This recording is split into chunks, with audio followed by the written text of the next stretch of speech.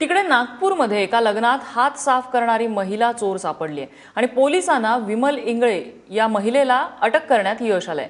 विमल इंगळेनं आजवर केलेल्या अनेक चोऱ्यांची कबुली दिली आहे। तिच्याकडे पोलिसांना कुबेराचा खजिनाच जणू सापडलेला आहे। लग्न समारंभात नटून थटून जात या महिलेनं हात साफ केल्याचं उघड झालंय। तिच्याकडून महागड्या साड्या, लग्नाचे शालू, दागिने, महागडे कॉस्मेटिक्स, शेकडो पर्स, डझनांनी मोबाईल्स आणि डझनभर घड्याळ, अनेक आयपॉड, पेनड्राईव्ह, कॅमेरे, एटीएम कार्ड ही जप्त करण्यात आलेत। एका लग्नाच्या शूटिंगमध्ये बेमालूमपणे ही चोरी कॅमेऱ्यात कैद झाली आणि मग गेल्या 2 वर्षातल्या लग्न समारंभात घडलेल्या डझनावरच्या चोऱ्यांचा पर्दाफाश झालाय।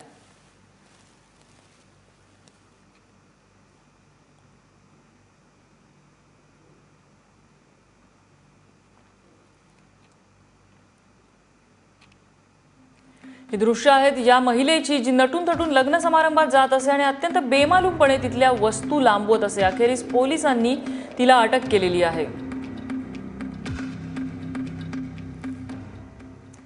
या संदर्भात पोलिसांची काय प्रतिक्रिया आलेली आहे आपण जाणून घेऊया।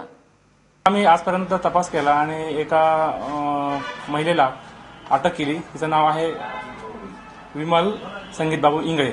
ही कौशल्यनगर पोस्ट आजनी हद्दीतील आहे आणि त्याचबरोबर त्या महिलेचा मुलगा जो आहे करण इंगळे म्हणून, त्यालाही आम्ही अटक केलेली आहे।